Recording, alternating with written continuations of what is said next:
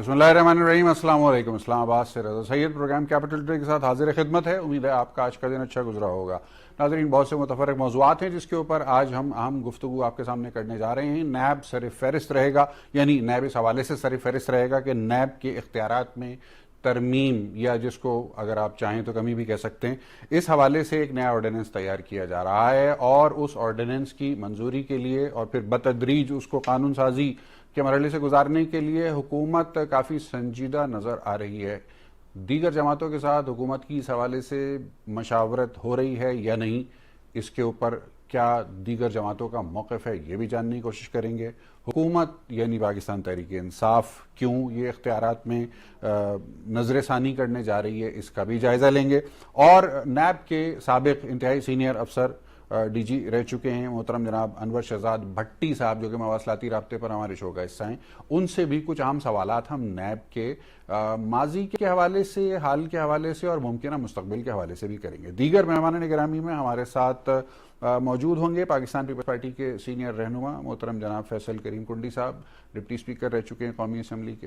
हमारे साथ मौजूद हैं मवासलाती राब्ते पर पाकिस्तान मुस्लिम लीग नवाज के नौजवान रहनुमा राना एहसान अफजल खान साहब, और हमारे साथ मवासलाती राब्ते पर ही लाहौर से मौजूद हैं मोहतरमा मुसर्रत जमशेद चीमा साहिबा, तर्जुमान हुकूमत की पंजाब की, इसके साथ साथ रुकन भी हैं पंजाब सूबाई असम्बली में। गुफ्तगू का आगाज़ मैं करना चाहूँगा मोहतरम जनाब अनवर शहजाद भट्टी साहब से, साबिक़ DG नैब। भट्टी साहब अस्सलाम वालेकुम। अनवर शहजाद भट्टी साहब अस्सलाम वालेकुम।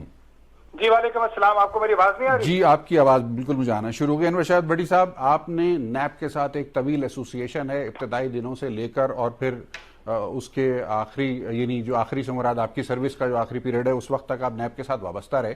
मेरा पहला सवाल आपके सामने, जो पाकिस्तान के अवाम जानना चाहते हैं, थोड़ी सी उनकी यानी जानकारी में इजाफा हो जाएगा, वो ये कि पाकिस्तान में बहुत सारे इदारे ऐसे मौजूद होते हैं जैसा कि एंटी करप्शन इस्टेब्लिशमेंट है, सूबाई महकमों के मामलात की तहकीकात के लिए होता है, फिर वफाकी सतह के ऊपर इंटेलिजेंस ब्यूरो मौजूद है एक तवील अरसे से, इसी तरह वफाकी सतह के ऊपर FIA मौजूद है एक तवील अरसे से।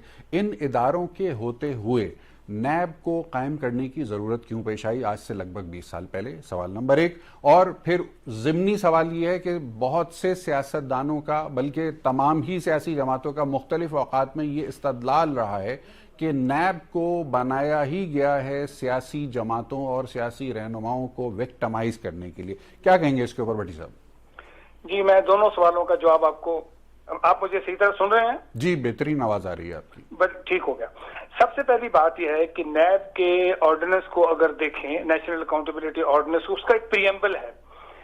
प्रियम्बल में तीसरी और चौथी क्लॉज जो दी गई है, उसमें बताया गया है कि क्यों जरूरी है इस वक्त इस NAO के अंदर एक नेशनल अकाउंटेबिलिटी ब्यूरो का बनाना, कि इस वक्त पाकिस्तान को इमरजेंट नीड है जो पैसे डिफॉल्ट हो गए थे, बैंक डिफॉल्ट हुए थे, उनको रिकवर करना। ठीक है। और दूसरी बात थी कि urgent need of recovery of state money जो कि करप्शन के थ्रू लूट ली गई थी, एसेट्स बाहर ले जाए गए थे, पैसे बाहर ले जाए गए थे। अच्छा। उसको लाने के लिए एक ऐसा कानून बनाया गया था कि जिसके अंदर सारी चीजें स्पीडी, ठीक है, और सेंट्रली और इंडिपेंडेंटली हो सकें और पैसे वापस लाए जा सकें। अच्छा। उस कानून साजी में विलफुल डिफॉल्ट, स्टेट बैंक ने एक अमेंडमेंट की कि हम आपको भेजेंगे कि विलफुल डिफॉल्ट कौन है, और फिर जो नैब है उनसे पैसे रिकवर करेगी। और याद रखिए, नैब ने तकरीबन 160 बिलियन लोगों से सिर्फ बैंक डिफॉल्ट, जो आज तक आपको स्टेट आती है ना जी कि नैब ने इतनी रिकवरी की है, जी जी, उसमें 160 बिलियन के करीब तो सिर्फ बैंक डिफॉल्ट नैब ने रिकवर करके वापस बैंकों तक पहुंचाया था। सही। अब भट्टी साहब, कथा कलामी होगी, ज़िमनी सवाल आ रहा है। सवाल ये है कि अगर नैब नहीं होता तो फिर ये वाला जिम्मा किसका था? इंटेलिजेंस ब्यूरो का था, या FIA का था, या एंटी करप्शन का था? ये काम किन इदारों का था इन तीन में से जिनका मैं नाम ले रहा हूं, या अगर कोई चौथा भी है?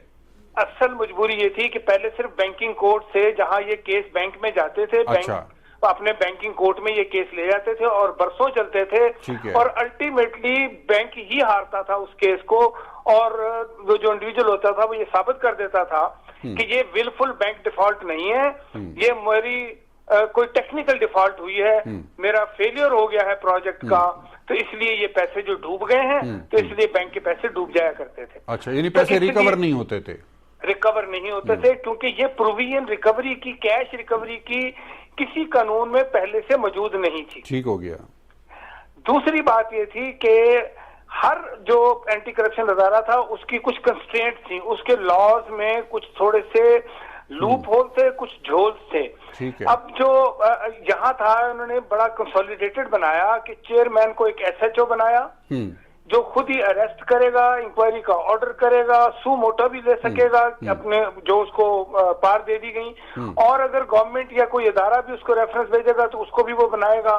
और फिर स्पेशल अदालतें बनाई गई एंटी करप्शन के लिए, एहतसाब अदालतें बनाई गई जहां ये केसेस फाइल होंगे, और कहा यह गया कि 30 दिन के अंदर अंदर इनका फैसला हो, जो कि नामुमकिन था और हो नहीं सका, अमली तौर पे हो नहीं सका। भट्टी साहब, ये यहीं पर मैं आपको रोकूंगा, वापस भी आऊंगा आपके पास और आगे बढ़ाऊंगा गुफ्तगू को, लेकिन स्टूडियो में मौजूद है मेरे साथ फैसल करीम कुंडी साहब, पाकिस्तान पीपल्स पार्टी के सीनियर रहनुमा, साबिक डिप्टी स्पीकर रह चुके हैं कौमी असम्बली के।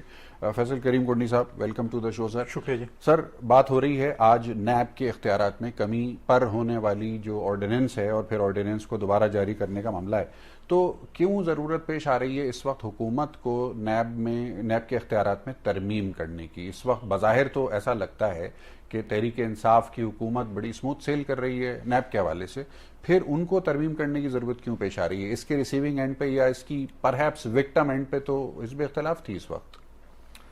बिस्मिल्लाहिर्रहमानिर्रहीम। देखिए, आपको तकरीर वज़ीर आज़म साहब की याद होगी जब गवर्नर हाउस में उन्होंने की कि हम नैब की कानून में हम तरमीम करने वाले हैं, जिसमें कुछ मेरे दोस्त भी जो हैं बिल्कुल खुश होंगे, और ब्यूरोक्रेसी ने काम करना छोड़ दिया था, बिजनेस कम्युनिटी तंग हो रही थी, मतलब एक मुख्तलिफ किस्म के जो है वो लोगों को जो है पकड़ा जाता। अगवा बरा तावान का एक इदारा बना हुआ था कि आप यहाँ पर वो करें, पैसे जमा कराएं, इतने पैसे दें और आप जाके जाएं। 160 बिलियन की रिकवरी तो अभी बताया भट्टी साहब ने। देखिए 160 आप जब उनका निकालें, उनका खर्चा उन्होंने कितना किया अभी तक जब से नैब बनी है, उनके खर्चे कितने हुए? ये सवाल असेंबली में पूछा जा सकता है। मैं तो नहीं हूं मेंबर, मैं होता तो मैं डेफिनेटली पूछ लूंगा। हाँ, ठीक है। और अगर किसी ने न पूछो और मैं खुदा ने किसी दिन बनाया तो मैं डेफिनेटली पूछ लूंगा। सही है। और अच्छा, तो अब जरूरत क्यों पेश आ रही है? जरूरत इसलिए पेश आ रही है, देखें हर वक्त चीजें एक तरह की नहीं होती, मौसम हालात रंग बदलते हैं। दुरुस्त। और जिस तरीके से चीनी और आटे की रिपोर्ट लीक की गई है या निकाली गई है, अभी यही फैसला नहीं हुआ कि लीक हुई है या निकाली गई है, बस उनको पता है क्यों हुआ है, लेकिन चंद दिनों बाद पता चल जाएगा कि वो लेकिन फैसला तो ये मेरे ख्याल में कि वो निकलवाई गई है। अच्छा, शायद मैं गलत भी हो सकूं। और उसमें अब देखना ये कि अब तो इनके साथ जो पीटीआई के साथ जो, अच्छा कुंडी साहब, ये बात तो दूसरी तरफ जा रही है। अब ये आप रहे डिप्टी स्पीकर, कानून साजी अथॉरिटी हैं आप, उसके ऊपर ऑर्डिनेंस आया था नैब का और वो लैप्स भी हो गया पिछले हफ्ते, उसको पार्लियामेंट के अंदर ला के एंडोर्स क्यों नहीं करवा सकी पार्लियामेंट या हुकूमत? चलिए हुकूमत कह लें। देखिए अफसोस की बात तो ये, देखिए इस वक्त हम जंग की सूरत हाल में है, कोरोना भी एक जंग है, ठीक है, बिल्कुल है। आपने पार्लियामेंट के दरवाजे बंद किए, ताला लगा दिया पार्लियामेंट को, ओवरसाइट कहाँ पे हो रही है? अभी जाके कहीं कमेटीज के इजलास अभी शुरू हुए चंद दिनों में, उससे पहले आप बताएं ना पार्लियामेंट किधर थी? अरकान पार्लियामेंट की जिंदगी हमारे लिए बड़ी कीमती है, हमने इसलिए बंद किया। हर बंदे की जिंदगी, क्या आपकी मेरी आम शहरी की जिंदगी कीमती नहीं है? मार्केटें खोल रहे हैं, मस्जिदें खोल रहे हैं, सब कुछ खोल रहे हैं। अगर आप मिसालें देते हैं बाहर की दुनिया की कि जी फलां मुल्क में तो ये हो रहा है, तो फलां मुल्क में वो हो रहा है, तो फलां मुल्क में पार्लियामेंट का सेशन नहीं शुरू, उनके भी तो पाकिस्तान के अलावा कहीं भी पार्लियामेंट का सेशन बंद नहीं हुआ। तो फिर तो उसमें देखें आप कुछ चीजें ठीक कर लेना, आप उसमें कोरम फैसला कर लें, जी हम कोरम पॉइंट आउट एहतियातें कर लें, मतलब जो एहतियात साइंस कहती है वो भी कर लें। आप कोरम पॉइंट आउट ना करें, चाहे आपके 10 मेंबर बैठे हो, आपकी डिबेट शुरू हो, आप उसमें सीट, कौमी असम्बली का हॉल बहुत बड़ा है, आप उसके अंदर सीटों का वक्फा, मतलब रूल्स को थोड़ा रिलैक्स कर लें। नहीं, सीटों का वक्फा देखें, स्पीकर उनको सीटें अलॉट कर देना और बस पढ़ो। आप जो नीचे गैलरीज हैं उनको आप जो हैं वो विजिटर्स बंद कर दें, वहां पर आप पार्लियामेंटेरियंस को बिठा दें। आप मतलब इंतजामी तौर पे आप उसको, लेकिन आपने तो बिल्कुल ही ताला लगा लिया कि पार्लियामेंट किधर है। आज जो आप हालत जंग में, आवाम मुश्किलात में, पार्लियामेंटेरियंस किधर है, पार्लियामेंट किधर है? लोग सवाल करते हैं कि हमने जिन लोगों को वोट दिए या जिनको हमने भेजा है वो किधर है इस वक्त? हमारे मतलब है कि उसके, तो ये चीजें बहुत, अब क्योंकि ये ऑर्डिनेंस लैप्स हो गया, बाकी भी चंद ऑर्डिनेंस आ रहे हैं वो भी लैप्स होने वाले हैं, इन्होंने इसको पार्लियामेंट से पास कराना है जी। अब इनको याद आ गया कि हमने पार्लियामेंट का सेशन भी बुलाना है, आज जाके इन्होंने कोई कॉन्फ्रेंस भी की, और हम कई दिनों से हम कह रहे थे कि पार्लियामेंट का सेशन बुलाया जाए, बाकी अपोजिशन की जमातें भी कह रही थी। अब आपका आगे बजट आ रहा है, अगर ये सूरत हाल रही, बजट कैसे करेंगे? अब आप कहते हैं कि जी कोई वर्चुअल इजलास करके मेरे ख्याल है उसको कर लो। वर्चुअल इजलास को भी आपको कंडक्ट करने के लिए आपको सेशन बुलाना पड़ेगा, उसको कन्वर्ट करना पड़ेगा ना, तो वो भी तो आपको सेशन बुलाना पड़ेगा, कि सेशन के बगैर कर लेंगे। हाँ, मतलब ये बड़े चैलेंजेस हैं जो कि वक्त गुजरने के साथ साथ बढ़ते जा रहे हैं, इनकी तादाद बढ़ रही है। मतलब ये चीजें आपको करनी पड़ेंगी। दूसरी बात ये कि मैं इस वक्त जो है वो तो पॉलिटिकल विक्टिमाइजेशन के इदारे पर, देखिए मुशर्रफ साहब के दौर में शुरू हुआ, हमने कोशिश की नैब के इदारे को खत्म करने की, उस वक्त PMLN नहीं मान रही थी, शायद वो समझ रहे थे कि जी शायद उनकी बारी नहीं आएगी, हम अपने मुखालफिन को इस तरह वो करेंगे, जैसे उन्होंने एक सैफुर रहमान साहब को बिठाया था, फिर जब पता चला तो वही केस उनके ऊपर फिट हो गए। तो अब जो है, अब ये हमने पहले ही कह दिया था। आज आप देखें, नैब ने इस दौर में भी जितने लोगों को अरेस्ट किया उनके खिलाफ कोई रेफरेंस जमा नहीं करा सके। अच्छा। अभी लेटेस्ट आपको बताऊं कि 4-5 दिन पहले खुर्शीद शाह साहब की बेल रिजेक्ट हुई, हाँ। उसके बेटे की रिजेक्ट हुई, हाँ। 16 बंदों की बेल मतलब है वो अप्रूव हो गई। आज तक 2 महीने हो गए खुर्शीद शाह के खिलाफ ये रेफरेंस ही नहीं जमा करा सके कि हमने पकड़े इसको क्यों है। सही है भाई, इसने क्या, ये बड़ा अहम सवाल उठाया आपने। आप सिर्फ मैं आपके ऊपर इल्जाम लगा दूं कि ये बिल्डिंग आपकी है। हाँ, लेकिन उसको फर्दर प्रोसीड करने अब आप साबित करें कि बिल्डिंग आपकी नहीं है। मुसर्रत जमशेद चीमा साहबा, तर्जुमान हुकूमत पंजाब, रुकने सूबाई असेंबली हमारे साथ मौजूद हैं। अस्सलाम वालेकुम जी। वालेकुम अस्सलाम जी। मुसर्रत जमशेद चीमा साहिबा, बहुत शुक्रिया, कीमती वक्त हमारे नाजरीन के लिए आपने निकाला। पहला सवाल आपके सामने वो ये कि इस वक्त नैब ऑर्डिनेंस को के हवाले से गुफ्तगू चल रही है, क्या ज़रूरत पेश आ रही है हुकूमत को नैब के इख्तियारात में तरमीम करने की, और तरमीम भी नरमी की तरफ जाती हुई नज़र आ रही है? ये सवाल नंबर 1 है। और दूसरा ये कि पार्लियामेंट सेशन क्यों नहीं हो रहा है पूरे पाकिस्तान में, जबकि दुनिया के तकरीबन तमाम ममालिक जो कि कोरोना से नबरदाज़मा पाकिस्तान ही की तरह से हैं, उनके पार्लियामेंट के सेशंस नहीं बंद हुए हैं, क्या कहिएगा? आपका शुक्रिया जी मुझे प्रोग्राम में इनवाइट करने के लिए। सबसे पहले तो अगर हम नैब ऑर्डिनेंस की बात करें, देखिए पाकिस्तान तहरीके इंसाफ की जो गवर्नमेंट है, उनका पहले दिन से हमारा मौक़िफ़ है कि हम इस मुल्क में ट्रांसपेरेंसी चाहते हैं, हम इस मुल्क में अकाउंटेबिलिटी चाहते हैं क्रॉस द बोर्ड। और अगर किसी को ये लगेगा, जहां जहां भी हमारे जितने भी कवानीन है, हमारे जितने भी इदारे हैं, जहां पे रिफॉर्म्स की जरूरत है, reforms for the country, for the people, वो हमने करनी है। उसमें हमारी नेक नीति क्यों, आप इससे अंदाजा लगा लें कि अगर खुदा ना खास्ता, जैसे हमारी ऑनरेबल ऑपोजिशन हर वक्त हमारे पे ये इल्जाम तराशी करते हैं कि शायद हम विक्टिमाइज कर रहे हैं, या शायद हम ऑपोजिशन को दीवार से लगाना चाहते हैं, जो भी लफाजी हमें सुनने को मिलती है।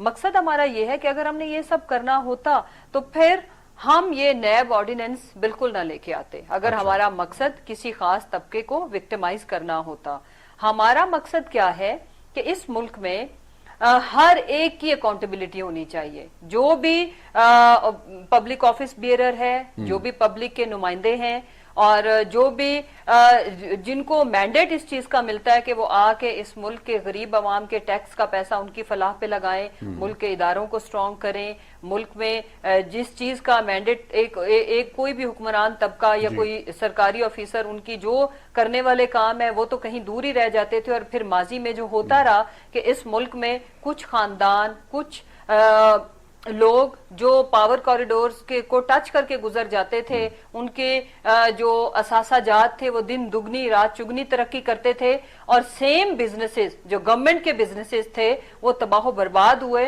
और इसमें फिर भी ये पाकिस्तान चूंकि ला इलाहा इल्लल्लाह मुहम्मदुर रसूलुल्लाह के नाम पे बना था, रमजानुल मुबारक में पाकिस्तान की बुनियाद रखी गई थी, तो इसने बचना ही था कि ये 70 साला जो इसने एक तपस्या काटी है इस मुल्क ने, इस मुल्क के गरीब आवाम ने। तो अब चीजें देखें, जब एक लेवल पे बुराई बढ़ जाती है या कोई जुल्म बढ़ जाता है या कोई भी चीज जो उसके बाद चीजों ने ठीक होने की तरफ जाना होता है। दिस इज द टाइम हमारी नेक नीति का अंदाजा इस चीज से लग जाना चाहिए कि हम खुदारा हम सेल्फ अकाउंटेबिलिटी पे भी गए हुए हैं। हमने ये नहीं किया कि हम अगर हम अकाउंटेबिलिटी के प्रोसेस से ऑपोजिशन को, तो हमने अभी उन पे तो हमने कोई नए केसेस बनाए ही नहीं। ये वो सारे केसेस ये लोग फेस कर रहे हैं जो इन माजी में एक दूसरे के ऊपर माजरत के साथ में करना चाहूंगा। मुसर्रत साहिबा, मेरा सवाल दरअसल ये था आपसे कि नैब के कवानीन में तब्दीली के लिए एक ऑर्डिनेंस आप लोग लेकर आए थे जो इम्प्लीमेंट हुआ और फिर लैप्स हो गया।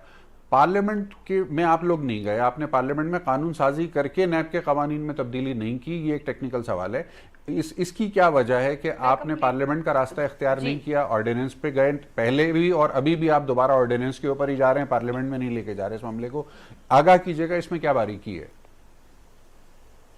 उसमें जी मेरे आगाह करने की क्या बात है, you know it very well. सबसे पहले तो ये कि देखें, पार्लियामेंट होती है कौम की डिबेट के लिए, कौम के मसाइल के हल के लिए, ऐसी लेजिस्लेशन के लिए जिसमें अल्टीमेटली आपका मुल्क बेनिफिशरी हो। लेकिन मुझे बड़ी माजरत के साथ मुझे ये कहना पड़ता है कि माजी में जितने भी कवानीन बनाए गए वो अपने आप को सेफगार्ड करने के लिए बनाए गए, और अभी भी अगर हम किसी एक स्पेसिफिक इशू पे जब जब इजलास बुलाए गए, आप कश्मीर इशू को ले लें तो उसको इन्होंने पॉलिटिसाइज कर दिया, और उसमें से जो निकला वो आपको भी पता है, अपने जुल्म की दास्तानें सुनाई दी, और उसके बाद सिर्फ अपना एक जाती एजेंडा ये लोग सामने ले आते हैं। लेकिन फिर भी बहरहाल अब तो जो नेशनल असेंबली का सेशन है वो कॉल हो गया है। जहां तक रहेगी बात, अभी जिस क्राइसिस से हम लोग गुजर रहे थे, कोई कंस्ट्रक्टिव इनपुट नहीं आई ऑपोजिशन की तरफ से, और जितनी भी इन्होंने जो प्रोपेगेट करने की कोशिश की चीजों को, वो भी आपके सामने है। जो मीडिया में सारा वक्त चैनल्स के ऊपर जिन चीजों का प्रचार होता है, तो विद ड्यू अपॉलॉजी कौम पे खर्चा ही पड़ना है, ये सारा कुछ करके अगर हम सेशन बुला भी लेते चीमा साहिबा हमारे साथ ही रहिएगा। पाकिस्तान मुस्लिम लीग नवाज के रहनुमा राना एहसान अफजल खान साहब भी हमारे साथ मौजूद है। राना साहब, वेलकम टू द शो। बहुत शुक्रिया जी। राना साहब, जल्दी से मैं आपसे पूछना चाहूंगा ये सवाल कि ऑर्डिनेंस के जरिए क्यों नैब के कानून में तब्दीली हुकूमत कर रही है? ये फ्लोर ऑफ द हाउस के ऊपर डिबेट और डेलिब्रेट करके मुश्तरका तमाम सियासी जमातें मिलके क्यों नहीं इसकी तरफ आगे बढ़ते?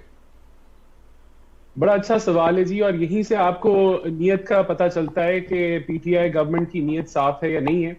अगर इनकी नीयत साफ हो तो ये डेफिनेटली लेजिस्लेशन के थ्रू ही कोई अमेंडमेंट होनी चाहिए नैब की ऑर्डिनेंस में, और उसका मकसद पार्लियामेंट का ये होता है कि जब उसके थ्रू होती है तो सारों की उसमें इनपुट आती है, वो बेशक ऑपोजिशन हो या गवर्नमेंट हो, उस पर डिबेट होती है और फिर वो कोई चेंज होती है। अगर ये अपना इंडिपेंडेंटली और सोलो फ्लाइट लेके आएंगे तो डेफिनेटली इनके मकासद कुछ और होंगे, बजाय के एक होलसम डिबेट के साथ सबकी इनपुट के साथ कोई चेंज की जाए। तो यहां से तो इनकी नीयत की फुकदान का नजर आ जाता है। आपने पूछा कि नैब बनाने की जरूरत क्या है जब बाकी इतने अदारे हैं, तो मैं समझता हूं कि बनाया तो बेशक इसको एक डिक्टेटर ने था, लेकिन असूली तौर पे नैब बड़ा बेहतर काम करती अगर नैब जो है वो टोटली न्यूट्रल होती और अक्रॉस द बोर्ड अकाउंटेबिलिटी करती, और ये करती हुई नजर आती और लोग इसको कबूल करते। लेकिन यहाँ तो इस तरह है कि पूरी हुकूमत नैब की स्पोक्स पर्सन है। आप शुरू कर लें फवाद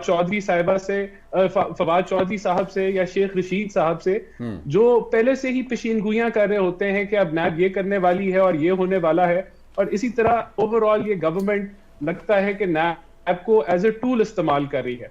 और नैब के अंदर डेफिनेटली अमेंडमेंट्स की जरूरत है, लेकिन मैं समझता हूं हमने तो नैब भुगत ली, शायद ही कोई ऐसा लीडर हो हमारी पार्टी में जिसको आप कह रहे हैं कि आपने नैब भुगत ली, इसका मतलब है कि अब मजीद आगे आपको कोई यकीन नहीं है कि मजीद नैब के हवाले से अब आपको और कुछ भुगतने की जरूरत या नौबत पेश नहीं आएगी? नहीं, मैं तो ये कह रहा हूं कि 16 महीने एक बंदे को आप जेल में डालें और आप उसके ऊपर कोई एविडेंस ना सामने ला सकें। आप कौन उसके, मैं साद रफीक साहब की बात कर रहा हूं, मैं एहसन इकबाल साहब की बात कर रहा हूं, मैं अब्बासी साहब, मिफ्ता साहब, हमजा साहब जो 11 महीने से नैब की जेल के अंदर हैं, कौन देगा इनके दिनों का, घंटों का, सालों का हिसाब कि नैब किसी किस्म की एविडेंस नहीं प्रोड्यूस कर सकी और कोर्ट्स ने उनको बेल दे दी लैक ऑफ एविडेंस और कोई ना केस होने की वजह से। तो नैब ने तो बदतरीन अकाउंटेबिलिटी की जो है वो अपनी परफॉर्मेंस पेश की है पीटीआई के दौर में, और ये एक फैसिस्ट हुकूमत है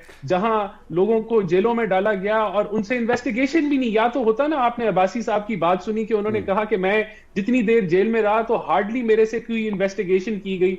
मकसद सिर्फ ये है कि ऑपोजिशन को चुप करा दिया जाए। अभी आप आज का हाल देख लें कि इस वक्त पूरा पाकिस्तान के अंदर कोर्ट्स काम नहीं कर रही, आधे गवर्नमेंट के डिपार्टमेंट्स काम नहीं कर रहे, लॉकडाउन का सिलसिला है।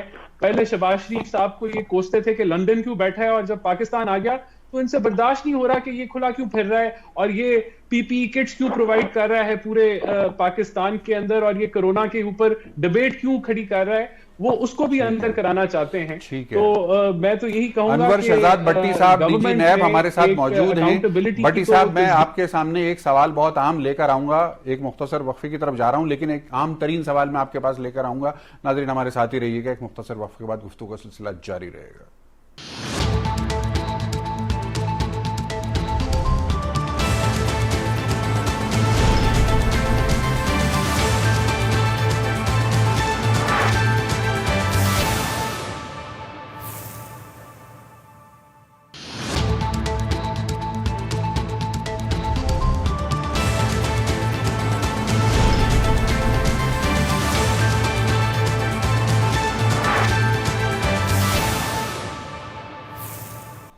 जी, वफ़े के बाद खुश आमदीद, हमारे साथ मौजूद हैं इस वक्त साबिक डीजी नैब अनवर शहजाद भट्टी साहब। भट्टी साहब, आप एक गैर सियासी शख्सियत हैं, बड़ी खिदमात हैं आपकी नैब के अंदर। मैं आपके सामने जो सवाल रख रहा हूँ वो गैर सियासी ही है, और सवाल ये है, तासुर है, अवामी तासुर है कि जनाब नैब में जब केसेस जाते हैं पॉलिटिशियंस के, तो एक प्रोसिक्यूशन का जो अमल है वो हैफेजर्ड हो जाता है, बर वक्त चालान फाइल नहीं होता, और फिर आगे अदालत का जो प्रोसेस है वो दुरुस्त तौर पर नहीं चलता। इसके जवाब और जवाज में ये बात भी कही जाती है कि जनाब नैब के पास जो प्रोसिक्यूटर होता है वो तो एक बेचारा सरकारी तनख्वाह वाला आदमी है, जबकि सामने जो बासर किस्म के अफराद होते हैं वो करोड़ों रुपए फ़ीस दे के नामी ग्रामी वकीलों की खिदमात उनको हासिल होती हैं। तो ये भी एक मामला बेजोड़ हो जाता है प्रोसिक्यूशन की सतह पे, और फिर उसके जो समरात हैं वो कहीं के कहीं चले जाते हैं। अनवर शहजाद भट्टी साहब, क्या कहेंगे इसके ऊपर? देखिए, मैं पहले तो जो हमारे और पार्टिसिपेंट हैं उनके दो सवालों के जवाब देना चाहूंगा। फैसल साहब ने वो बजट की बात की थी कि जी अगर इतने बिलियन रिकवर किया है तो खर्चा कितना किया है, तो यकीन कीजिए कि वो तो परसेंटेज वाइज 4-5% के पास भी नहीं आता खर्चा, कि 300 से ज्यादा बिलियन इस वक्त रिकवर कर चुकी है नैब, और 20 बिलियन के करीब भी इसका खर्चा नहीं है आज तक, जितने सालों नैब 20 साल हो गए इसको बने हुए।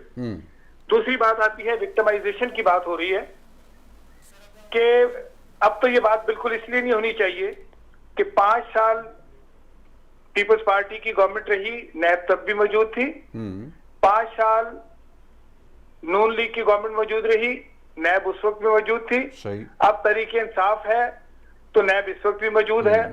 तो अब ऐसा कौन सा मसला आया? मैं इस एक चीज पे जरूर एग्री करता हूं कि क्या हवा रुख बदल रही है, क्या आज की गवर्नमेंट के लोगों को मुश्किलात पेश आ रही हैं कि शायद वो नैब की जद में आ जाएंगे, तो इसलिए ये इतनी ग्रेव किस्म की अमेंडमेंट्स आ रही हैं कि नैब को बिल्कुल क्रिपल किया चला जाएगा और बिल्कुल नैब इतनी इफेक्टिव रह ही नहीं जाएगी, शायद वो एंटी करप्शन से भी उसका बुरा हाल हो जाए। अच्छा, अब आपका जो नया सवाल है कि आप ये कह रहे हैं कि जी पॉलिटिशियंस की प्रोसिक्यूशन में कोई फॉल्ट आ जाती है। असल वजह यह है, मैं आप एक बात तो आपने खुद बता दी कि प्रोसिक्यूटर जो है हमारे लो पेड होते हैं, उस तरह के लाखों की हिसाब से जो उनकी फीसें हैं वो नहीं होती। सही। लेकिन बात यह है कानून तो वो एक ही होता है, वो जो लाखों वाला वकील है और जो गवर्नमेंट पेड वकील है, दोनों एक ही कानून से इस्तेफादा कर रहे होते हैं। ठीक है। और जज सामने एक होता है, उसका काम जो है इन दोनों वकीलों का जज को असिस्ट करना होता है, कोर्ट को असिस्ट करना होता है कि वो सही फैसले पे पहुंच सकें। असल बात यह है कि लोड हमारे कोर्ट 25 और 1250 से 1300 केसेस, तो अब देखिए कि एक एक जज के ऊपर कितने केसेस हैं, दिन रात लगे रहे हैं तो वो मुकम्मल नहीं कर सकते। और ये कोर्ट जो है ये बनाना नैब का काम नहीं है, जजेस को पोस्ट करना नैब का काम नहीं है, ये गवर्नमेंट का काम है। गवर्नमेंट में अगर पॉलिटिकल विल है कि उसने एहतसाब करना है तो उसको ये फैसिलिटीज प्रोवाइड करनी चाहिए थी। यानी पीटीआई का तो ये थीम ही यही था, उनका तो नैरेटिव ही यही था कि उन्होंने करप्शन के खिलाफ लड़ना था और उन्होंने कहा था कि हम खत्म कर देंगे करप्शन को। तो उन्होंने नैब को एक भी नई चीज नहीं दी, यानी नैब को फाइनेंशियल ऑटोनॉमी दे देते, वो नहीं दी, बल्कि अब नैब के अंदर से जितनी वो चीजें जो दुनिया के दूसरे ममालिक अडॉप्ट कर रहे हैं हमारे एनईओ से, वो भी खत्म की जा रही हैं। तो ये मेरा ख्याल है कि ये एक एहतसाब को बहुत बड़ा शॉक मिलने वाला है, बहुत बड़ा धचका मिलने वाला है। अच्छा भट्टी साहब, क्विकली ये बताइएगा कि इसकी वजह क्या है। आपने मुख्तसर सा जिक्र करके निकल गए थे, आप आगे मैं चाह रहा हूं कि थोड़ा सा नाजरीन को वाज़े अल्फाज में हम बता सकें कि इस वक्त क्या ज़रूरत पेश आ रही है हुकूमत को नैब ऑर्डिनेंस लाकर नैब के इख्तियारात को कम करने की। देखिए, एक बड़ी अफवाह उड़ी हुई है कि शायद ब्यूरोक्रेसी जो है वो काम नहीं कर रही, नैब जो है उसका कानून जो है वो शायद उससे वो थ्रेटन हो रहे हैं या उनकी एफिशिएंसी इफेक्ट हो रही है। अच्छा। मुझे बताइए, मुशर्रफ साहब के दौर में नैब बनी और उनके 7-8 साल नैब के दौर चला, उसमें भी ब्यूरोक्रेट जो थे वो शौकत अजीज साहब के पास गए कि जी नैब जो है इसकी वजह से हम मुतासर होते हैं डिसीजन मेकिंग में। फिर पीपल्स पार्टी का दौर आया, फिर नून लीग का दौर आया, अब 20 साल हो गए हैं। आज क्या तरीके इंसाफ को ये प्रॉब्लम एकदम से सडनली फेस हो रही है कि वो कह रहे हैं कि जी शायद हुकूमत का कारोबार नहीं चल रहा, बिजनेसमैनों का कारोबार नहीं चल रहा इस नैब की वजह से। ये नैब वजह हो गई या नाअहलियत वजह हो गई, या अब देखिए कौन साबित करेगा कि ये बदनीयती है या कि गुड फेथ है। अब ये चीजें तो फाइलें नहीं बोला करती। और आज ये हो रहा है कि डर ये हो गया है कि ये जो अभी लोगों की हर शख्स की जुबान पे ये बात है कि चीनी आटे में बहुत सारे लोगों के नाम आ रहे हैं, और इसी तरह चीनी आटे में बहुत सारे लोगों के नाम आ रहे हैं। फैसल करीम कुंडी साहब, ये है मसला। तो वो यही बात है जी। मैं फैसल करीम कुंडी साहब से मैं जानना चाहूंगा। साहब ने बात की पीपल्स पार्टी के दौर की। पहली बात है कि पीपल्स पार्टी ने पॉलिटिकल विक्टिमाइजेशन नहीं की और हमने नैब का इदारा तकरीबन ही बंद किया। हमने पॉलिटिकल जमीन नहीं थी। सही है। नवाज शरीफ की दौर की हुकूमत की बात करूं तो उस वक्त हमारे डॉक्टर आसिम को, शर्जील मेमन साहब को इन्होंने गिरफ्तार किया। तो जिस तरीके से शर्जील मेमन को गिरफ्तार किया था वो सबके सामने था, जिस तरीके से वो बेल पे थे और एयरपोर्ट से आखिरी हिस्से में तो नून लीग की अपनी हुकूमत में उनके अपने ही लोग गिरफ्तार हो गए थे। अब मैं ये सवाल करना चाहता हूँ, देखें पूरे आपके चैनल्स पे चल रहा है, देखें इन्होंने जो चीनी और आटे का बता दिया, मालम जबा स्कैंडल KPK में हुआ पिछले 7 दौरों में, ब्यूटिफिकेशन ऑफ पेशावर को देखें, बिलियंट्री एजुकेशन को देखें, मतलब है कि BRT का तो मैं खुद पार्टी के दोस्तों के साथ चेयरमैन नैब को हम फाइल देके ऐसे 1 साल पहले कि ये उसने कहा मैं हल्फ वल्फ पढ़ूंगा और उस पर आपको जवाब दूंगा। आज उसने जवाब देने 1 साल से ज्यादा हो गया, शायद उसने डाखाने में डाला है, कोई हो सकता है पढ़ा ना हो अभी उन्होंने। पोस्टल सर्विस भी हमारी बेकार है, शायद वो 2-2 8-8 10-10 साल बाद लेटर पहुंचते हैं, शायद उस डाखाने में डाल दिया हो। मतलब ये इनकी पोजीशन है। मतलब है कि अब आप मुझे बताएं दवाइयों की उसमें क्यों निकाला था कियानी को। अब मुझे बताएं कि अब इस वक्त आपने फिरदौस अशकवान को निकाला, आपने इफ्तिखार दुरानी को निकाला, आपने जो है अपना इसको कियानी को पहले निकाला था, आतिफ खान को पेशावर में निकाला, आपने शहराम तरक्की को निकाला। क्यों निकाला? इनकॉम्पिटेंट थे या उन्होंने करप्शन की थी? एक चीज़ होगी ना। तो अब बताएं तो सही, कौम को क्यों, मतलब है कि वो सवाल नवाज शरीफ वाले मुझे क्यों निकाला, इनको क्यों निकाला आप लोगों ने, या कौम को तो ये बताएं ना कि ये हमने ये सवाल जब भी हम पूछते हैं तो हमें तो एक जवाब मिलता है आगे से, वो ये कि जी वजीर आजम का प्रेरोगेटिव है कि वो जिसको चाहे रख लें अपनी टीम में, जिसको चाहे निकाल दें। वो तो हमेशा जब भी कोई टीम आती है, जो भी शख्स आता है उसको कहते हैं इससे बेहतरीन चॉइस नहीं हो सकती, और फिर चंद दिनों बाद उसको निकालते हैं, कहते हैं इससे बेहतरीन चॉइस फिर नहीं हो सकती। आप अब देखें ना कि मतलब तवक्कुआत के साथ लेकर आते हैं, तवक्कुआत जब पूरी नहीं होती तो चेंज हो। चीफ सेक्रेटरी साहब पंजाब में 1 दफा चेंज हुए, IGs को देखें। मतलब है ये चीजें, मतलब है कि आप सबके सामने, जब आप अगर ये चीजें अपोजिशन के दौर में ये स्कैंडल्स अगर अपोजिशन के लोगों पे होते तो आप गिरफ्तार होते, बहुत है कि अपने आप को साबित करो कि तुम चोर नहीं हो। ये सवाल तो मैंने पहले किया। देखिए आप ऐसी गिरफ्तार करें और सब कहें जी, अब मैंने जैसे आप कहा कि हमारे जो मुख्तलिफ लोगों को पीपल्स पार्टी वालों को गिरफ्तार किया गया, उनके खिलाफ कौन से रेफरेंस उन्होंने जमा किए? अच्छा, अब मैं एक सवाल आपसे बड़ा स्पेसिफिक पूछ रहा हूँ। ये जो ऑर्डिनेंस था जो अभी लैप्स हुआ, अब दोबारा इसको वापस लाने का बंदोबस्त हो रहा है, अगर इसको फ्लोर ऑफ द हाउस के ऊपर ये ले आते हैं तो पीपल्स पार्टी सपोर्ट करेगी? नहीं, पीपल्स पार्टी ने इसमें तरमीम जमा की है। पीपल्स पार्टी ने सेनेट में अपना एक प्राइवेट मेंबर बिल जमा कराया हुआ है नैब के ऑर्डर से। जब ये अपोजिशन को ऑन बोर्ड न लें, अब मोहतरमा तो कह रही थी चीमा साहिबा कि पार्लियामेंट तो कह रहे हैं बंद कर दो, जो इनकी बातें नजर आती कहते हैं ये तो वहाँ पर डिबेट करते हैं, पार्लियामेंट बंद करते हैं, पार्लियामेंट कोई काम ही नहीं, बस ऑर्डिनेंस। ये कभी पूछते हैं उनसे। अब आप देखा कि तकरीरें होती है, भाई आप मुझे बताएं, आप पार्लियामेंट के आज निकलवा लें तकरीरें, कोई संजीदा बंदा मुझे बताएं PTI में से, पिछले जो संजीदा लोग हैं जो माजी में भी मैनेजर हैं, क्या उन्होंने कभी स्पीच की है? क्या उन्होंने डिबेट में हिस्सा लिया? नहीं लिया। अब ये कहते हैं कि ये अपनी बातें करते हैं। भाई जब आप डिबेट करेंगे मुख्तलिफ होते, आप 2 घंटे की जगह 5 घंटे चलाने सेशन क्यों नहीं चलाते? बोलने दो लोग, क्यों नहीं बोलने देते आप लोग?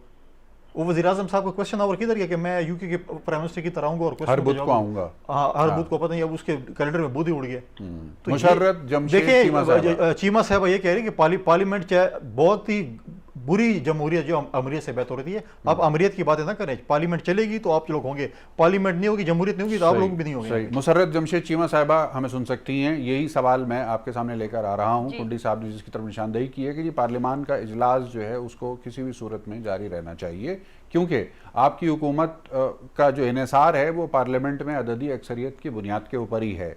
तो अगर उसी पार्लियामेंट को आप इतना ज़्यादा बैक बर्नर पे ले जाएंगे तो फिर ये सवाल लोग उठाने में हक बजानिब हो जाएंगे कि जिस पार्लियामेंट से मुंतखब होकर आपने हुकूमत बनाई है उसी को आप इग्नोर कर रहे हैं। देखिए जी, सबसे पहले तो मैं फैसल भाई के अर्ज़ कर दूं कि हम बिल्कुल भी पार्लियामेंट को इग्नोर नहीं कर रहे, और ये बिल्कुल आई टोटली एग्री, हम सियासी लोग हैं, और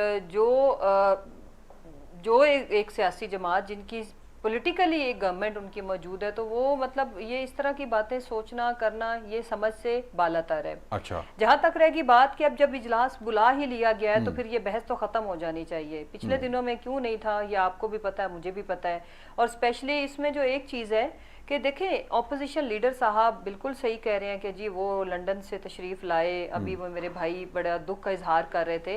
भाई वही ऑपोजिशन लीडर जब नैब में चलो उन्होंने बुला ही लिया, सही तो जाके होके आ जाए, उनके सारे सवालों के जवाब उनको बिल्कुल जिस तरह लैपटॉप के अंदर ये बैठ के मास्क लगा के ज़बरदस्त किस्म की ये मीटिंग्स करके कोरोना ख़त्म करने की कोशिशें कर रहे हैं कमरे में आइसोलेशन के अंदर, तो इसी तरह नैब के इदारे में भी चले जाए मास्क लगा के, वहां तो ये जा नहीं रहे। तो ये पार्लियामेंट में पहले इनसे पूछ लें कि क्या ऑपोजिशन लीडर साहब तशरीफ लेके आएंगे वहां, क्या वो आना चाहते हैं। बिकॉज ही सेड कि उनकी इम्यूनिटी बहुत लो है, वो उनकी एज 69 इयर्स के वो मुअम्मर शख्स हैं और कैंसर से सरवाइव किया है, इसलिए वो बाहर नहीं निकल सकते, क्योंकि अगर वो बाहर निकलेंगे तो उनको बहुत ज्यादा बीमारियों का खतरा लाहक है और कोरोना की वजह से वो सीरियस डेंजर में जा सकते हैं। ये तो हाल है अपोजिशन का। बाकी जहां तक रहेगी बात, बिल्कुल ठीक है, सुप्रीमेसी पार्लियामेंट की ही होनी चाहिए, और हम सियासी लोग हैं, हम पार्लियामेंट को ही बालातर समझते हैं, और यहाँ से ही जो भी इस मुल्क में इम्प्रूवमेंट लानी है, इस्लाह लानी है, हम पॉलिटिकल लोगों ने मिलके इस मुल्क के इदारों को ठीक करना है। लेकिन ये भी हमें ज़ेरे गौर रखनी पड़ेगी बात कि माजी में इन पार्लियामेंट्स में आने वाले, पार्लियामेंट तो बुरी नहीं है, मसला तो इसमें जो लोग आए उन्होंने क्या ये क्या नैब में रिफॉर्म्स पहले रिक्वायर्ड नहीं थी? सही। क्या पहले अकाउंटेबिलिटी का प्रोसेस रिक्वायर्ड नहीं था?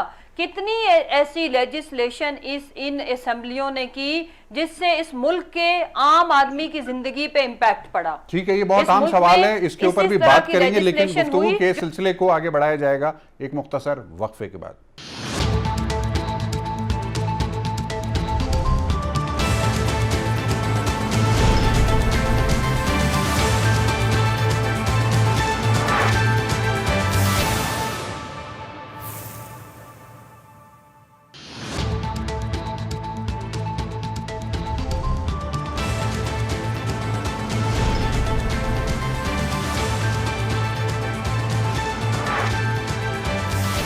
वक्फे के बाद एक मरतबा फिर खुश आमदीद। हमारे साथ मौजूद हैं पाकिस्तान मुस्लिम लीग नवाज़ के रहनुमा राना एहसान अफजल खान साहब। राना साहब, ये बताइए कि अब अगर पार्लियामेंट का इजलास होने जा रहा है और नैब का ये ऑर्डिनेंस मुजव्वज़ा अगर पार्लियामान में आ जाता है तो क्या PMLN इसको सपोर्ट करने जा रही है या आपके कुछ तहफ़्फ़ुज़ात हैं?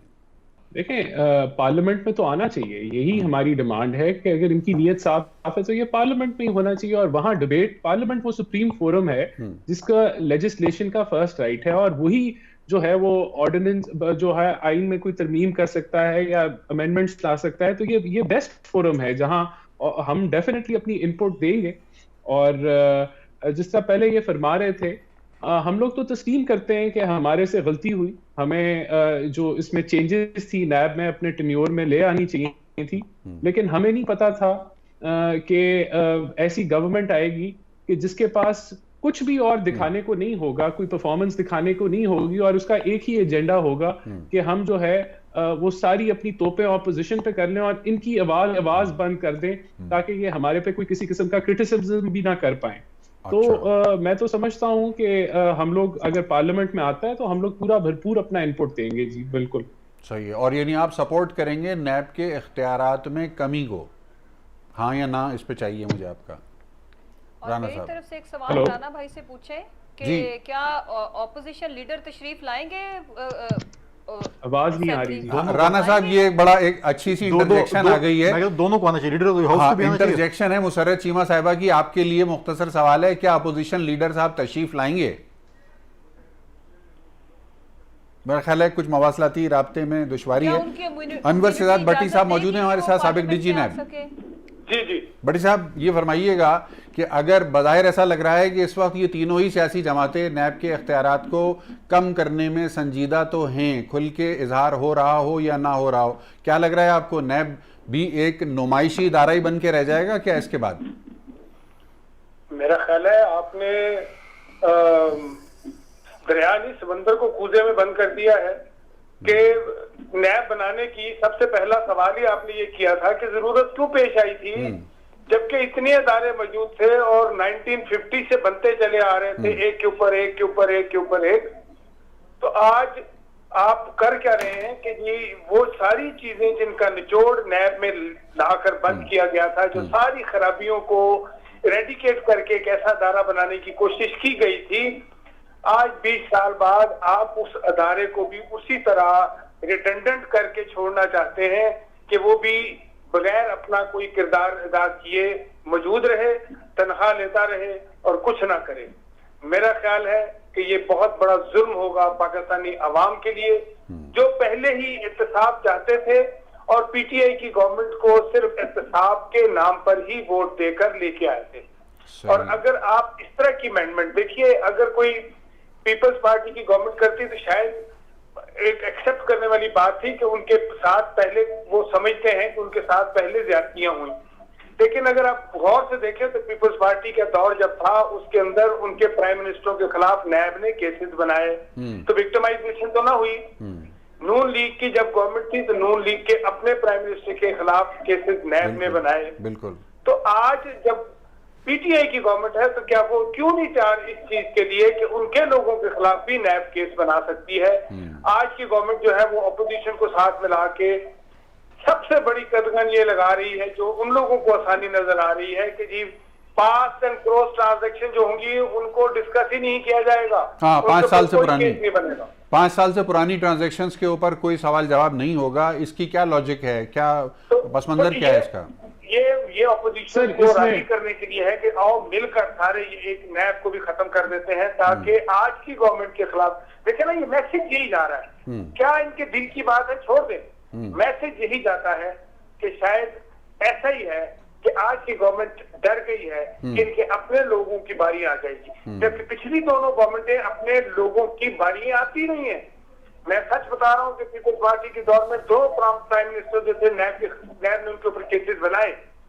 नून लीग के दौर में नून लीग के प्राइम मिनिस्टरों के खिलाफ दोनों प्राइम मिनिस्टर के केसेस नैब ने बनाए, उनके दौर में बने। सही है भट्टी साहब, बेहतरीन सवाल आपने मुझे दे दिया। अब ये मैं तीनों के सामने रख रहा हूँ, फैजल करीम कुंडी साहब, तीनों जमातें, भट्टी साहब को लग रहा है और मेरी आवाज़ भी शामिल हो रही है उसमें, तीनों जमातें जो हैं वो दिल में खुश हो रही हैं कि चलो भाई नैब के तो हम हिसाब किताब बराबर करने जा रहे हैं। ऐसा हो रहा है क्या? देखें, भट्टी साहब ने कहा कि नैब की ज़रूरत क्यों पेश आई। नैब को ज़रूरत उस वक्त के आमिर को पेश आई जब वो पॉलिटिकल लोगों को अपने साथ शामिल करने, जब पैट्रियट बना रहे थे, जब नून को तोड़ रहे थे, जब काफ बना रहे थे, तो उस वक्त उनको ज़रूरत पेश आई कि मेरे पॉलिटिकल इंस्ट्रूमेंट था उस वक्त, बिल्कुल ऐसा इदारा हो जिस पे मैं खुद ही कंट्रोल कर सकूँ, सब कुछ मैं कर सकूँ।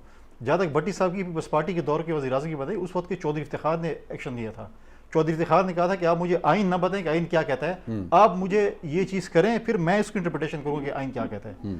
अब जो चीज़ आइन के मुताबिक है, प्राइम मिनिस्टर ने उसको फॉलो किया, चला गया घर, लेकिन उसने आइन के साथ कुछ नहीं किया। लेकिन ये बात गलत है कि पीपल्स पार्टी की उसमें, अब जब ये बात आपकी बिल्कुल देखिए, पीटीआई वाले नैब ख़त्म कर लेना, जब पॉलिटिकल विटिज्मेशन पे कोई भी जमात पीपल्स पार्टी से बिलीव नहीं करती, फिर कोई भी जमात आ गई तो फिर ऐसी होगा जैसे राना सोमला की बैग से जो है वो गाड़ी से हीरोइन निकल आई।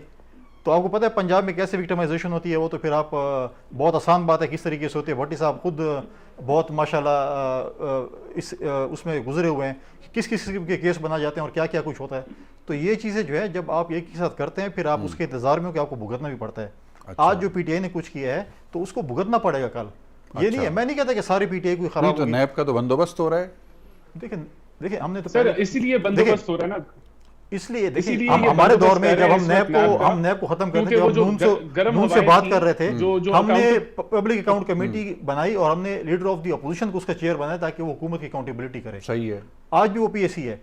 आप जब बात चौधरी करें, निसार अली खान साहब, आप जब बिल्कुल बात ठीक है। करें जुडिशरी के साथ, वो कहते हैं हमारा अपना जुडिशल काउंसिल है। आप फौज की बात करें, कहते हैं हमारा अपना इदारा है। हर किसी का अपना इदारा है, लेकिन सियासतदान का इदारा है, वो नैब उसको पकड़े और पोलिटिकल विक्टिमाइजेशन करे। राना अब एहसान ये अफजल बताएं कि खान साहब, जरदारी साहब को आपने 9 साल जब जेल में रखा था, तो वही चीज है ना।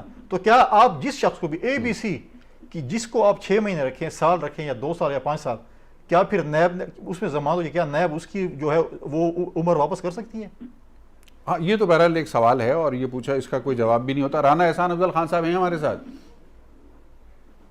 राना एहसान अफजल खान साहब पाकिस्तान मुस्लिम लीग नवाज के इनकी रहनुमा। नीयत वाकई नैब के अंदर इंप्रूवमेंट करने की है, तो वो यही है कि ये इसको पहली बात तो ये पार्लियामेंट में लेके आएंगे जहां सारी पार्टीज की इनपुट होनी चाहिए। दूसरा, इनकी नीयत सिर्फ इसलिए ये नैब के अंदर अमेंडमेंट लेके आ रहे हैं कि हमारी ऑपोजिशन पे तो गर्म हवाएं काफी देर से चल ही रही हैं और हम नैब भुगत रहे हैं और बड़े अच्छे तरीके से भुगत रहे हैं। तकरीबन हर केस में हमारी बेल हो गई और इनके पास किसी किस्म की कोई एविडेंस नहीं है, सिर्फ एक पॉलिटिकल विक्टिमाइजेशन है। लेकिन इनके जो अपने मामलात हैं, अब उस तरफ जब बात जारी है तो ये सारी हरकत जो है ये इन्होंने शुरू कर दी है नैब के अंदर चेंजेस लाने के लिए। जिस तरह कुंडी साहब ने भी आपको गिनवाई कि इनके BRT से लेके मालम जब्बा तक और ये शुगर चीनी आटे के मामलात अब आ रहे हैं, तो अब इनको जो है वो याद आ रही है। लेकिन मैं समझता हूं कि नैब जो है उसके अंदर अमेंडमेंट्स होनी चाहिए उसकी ऑर्डिनेंस में, और ये जो पॉलिटिकल विक्टिमाइजेशन का सिलसिला है इसको अब बंद हो जाना चाहिए है। हमें अब एक मेरिट के ऊपर accountability, across the board accountability होनी चाहिए है। मैं खुद यानी कि नैब के 2-3 चक्कर लगा चुका हूं और मैंने ये फेस किया है कि ये शुरू ही तब से हो जाती है जब ये इंक्वायरी स्टेज से ही ये मीडिया ट्रायल शुरू कर देते हैं। ये नोटिफिकेशन जो कॉल होती है इंक्वायरी की उसको मीडिया पे लीक कर देते हैं कि नैब पता नहीं क्या करने जा रही है, क्या चीज ढूंढने जा रही है।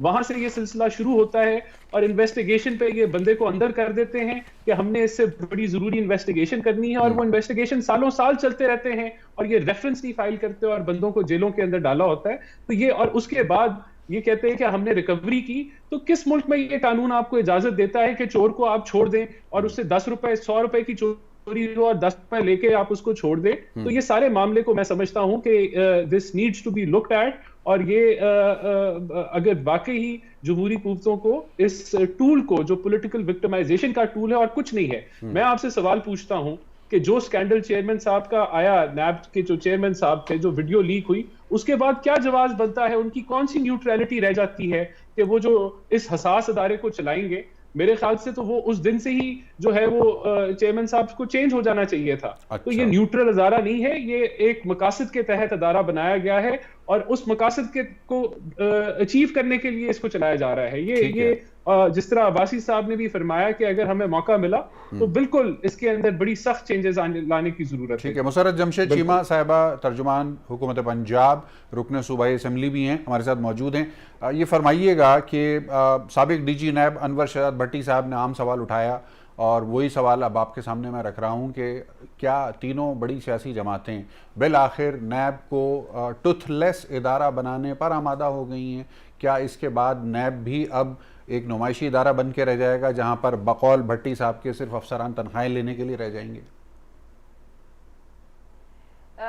No, I totally disagree, absolutely not. और अभी जैसे राना साहब फरमा रहे थे, मुझे उनकी कुछ 2 बातों की मंतक समझ नहीं आई कि उस वीडियो का इस इदारे के जो सरबराह उनके न्यूट्रल ना रहने का कोई सबब या कोई चीज़, वो एक पर्सनल चीज़ थी। बाकी ये है कि उसका हुकूमत से तो कोई लेना देना नहीं था, तो ये इररेलेवेंट सी चीज़ें। फिर दूसरी बात जो इन्होंने की, बड़ी सही बात की कि आज जो हम ये जो बहस कर रहे हैं ना, उसका क्रक्स यही निकलता है कि इस मुल्क में वाकई चोरों को सजा बिल्कुल बर वक्त मिलनी चाहिए थी ताकि नए चोर जन्म ना लेते। और इस मुल्क में 70 सालों में जो जिस तरह से इस मुल्क में चोर लूट के इस मुल्क की सारी जो गरीब लोगों के जो टैक्स के पैसे थे बाहर शिफ्ट करते रहे और फिर उसके बाद बारियां लेते रहे, हुक्मरानी अभी करते तो रहे। प्राइम मिनिस्टर साहब के सामने लेफ्ट राइट सेंटर से चोर निकल रहे हैं। अभी तो उनके लेफ्ट राइट सेंटर से चोर मिल रहे हैं। अभी भी लोग इन वेटिंग है, कभी जाते हैं कभी वापस आते हैं, तो ये वाकई इनमें कोई दमखम ना रहता। जहां तक रहेगी बात, देखिए पाकिस्तान तहरीक इंसाफ की गवर्नमेंट के पास एक ही मैंडेट है, दैट इज अकाउंटेबिलिटी। वो हम अकाउंटेबिलिटी का नारा लगा के आए हैं, ये वक्त साबित करेगा कि हम इस पे बिल्कुल भी जो अकाउंटेबिलिटी है, ट्रांसपेरेंसी है, करप्शन फ्री पाकिस्तान, वो हम वही चाहते हैं और वो इंशाल्लाह ताला हम बना के छोड़ेंगे और उसी तरफ हम we are moving toward. But ये कि हम विक्टिमाइजेशन बहरहाल नहीं चाहते जिससे किसी भी ऐसे प्रोसेस से हल्की सी भी स्मेल आए कि लोगों को ये शायबा भी हो। मतलब विक्टिमाइजेशन का जो लफ्ज है उसको बेलाखिर पीटीआई इंडोर्स कर रही है का, तो वो हम नहीं देंगे। ठीक है कुंडी साहब, आखिरी 1 मिनट है, क्लोजिंग। देखिए उन्होंने बड़ी अच्छी बात की, एहतसाब की, लेकिन मैंने पहले क्या आप बताएं कि इनकी पिछले 7 साल से पेशावर में हुकूमत है, केपीके में हुकूमत है। इन्होंने केपीके का जो अकाउंटेबिलिटी जो है इनका वो बंद कर दी उन्होंने। सूबाई जो था बिल्कुल बंद। क्यों बंद किया? क्योंकि इनके अपने लोग पकड़े जा रहे थे। चेयरमैन नैब ने खुद कहा कि अगर मैं हुकूमत के हाथ डालूं तो इनकी हुकूमत चली जाएगी। तो मतलब उनको दिल में चोर है। जब हम करते हैं पेशावर के एहतसाब पे, उस पर BRT पे जब आती है तो जाके सुप्रीम कोर्ट में स्टे ले लेते हैं कि हमारी अकाउंटेबिलिटी ना हो। अब वो बताए ना कि वो हम तो ये नहीं कहते, अब 40 अरब वाला जंगला बस जो 100 अरब क्रॉस कर गया केपीके पेशावर का और अभी तक कंप्लीट नहीं हो रहा, टाइमलाइन उसकी एक्सटेंड हुई। लेकिन एक और बात मैं आखिर में कहूंगा कि अच्छी बात की कि लीडर ऑफ द अपोजिशन को भी पार्लियामेंट में आना चाहिए, लेकिन लीडर ऑफ द हाउस को भी आना चाहिए। बिल्कुल। माजी में आप देखें कि हमारे प्राइम मिनिस्टर डेली बेसिस पे आते थे, उसके बाद जब हुकूमत नून की हमारे लीडर ऑफ द अपोजिशन खुरी शाह थे वो रोजाना की बेस पे आते थे। लेकिन माजी में इनके लीडर जो इमरान खान साहब है वो पार्लियामेंट को बिल्कुल ही मतलब जो कलमात उन्हें पार्लियामेंट के मुतल्लिक है वो मैं नहीं दोहराना चाहता, लेकिन पार्लियामेंट को उन्होंने बिल्कुल फारिग किया हुआ था। आज भी यही है कि प्राइम मिनिस्टर साहब की रियासत में आप देखें पार्लियामेंट को अहमियत देना जमहूरी निज़ाम के अंदर नहायत अहम है, इसलिए कि पार्लियामान ही से आप वो स्ट्रेंथ लेते हैं जिसकी बुनियाद पर हुकूमत कायम होती है और चलती है। नाजरीन अपना बहुत ख्याल रखिएगा, कोरोना का दौर है, एहतियात लाजिम है। इंशाअल्लाह कल आपकी खिदमत में दोबारा हाजिर होंगे। मेहमानान गिरामी का खुसूसी शुक्रिया, कीमती वक्त हमारे नाजरीन के लिए निकाला। जी पाकिस्तान के लिए।